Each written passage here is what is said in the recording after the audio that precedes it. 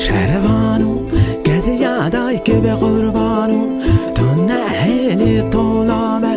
به دست خوین میشانو شهروانو شهروانو شهروانو لە هەر پارچەیە کوردێکی شەرەفمەند هەبێت بنەماڵی بارزانی دژی دەوەستنەوە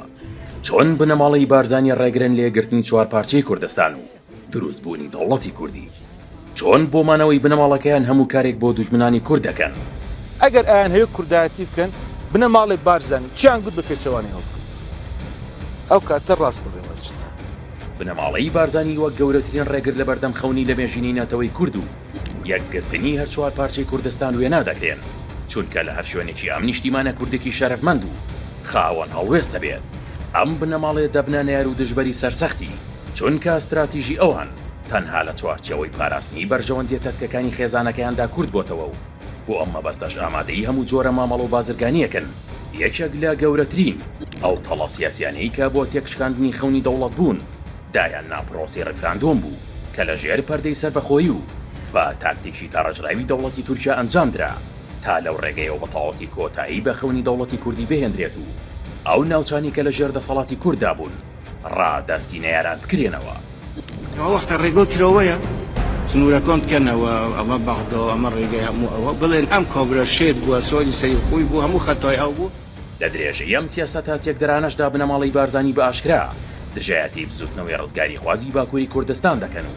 خەبات گێڕانی ئەو پارچەیە بە ئاژاوەکی وەسف دەکەن و لە پێناو ڕازیکردنی دەوڵەتی تورکیا سنوورەکانیان بە شۆفڵ بەڕوویاندا داخستووە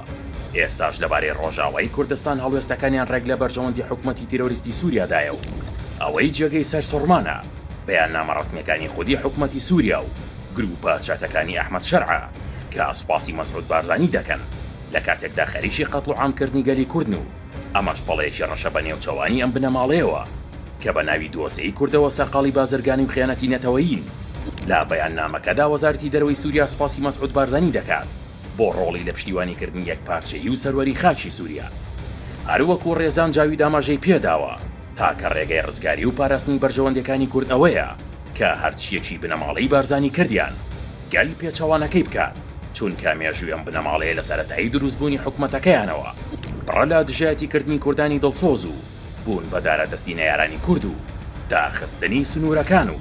هەموو ئەو هەنگاوانی کە دەبنەوەی لاوازکردنی پێگەی کورد لە ناوچەکەدا ئەگەر ئایان هەیە کوردایەتی بکەن بنەماڵی بارزانی چیان گوت بە پێچەوانی هەڵبکەن ئەو کاتە ڕاست بڕێوەچن چونکو ئەوان هەمیشە پلانێکی ئاژاوە جێڕیان هەیە لەسەر مەسەلەی کوردەکانی پارچەکانی تر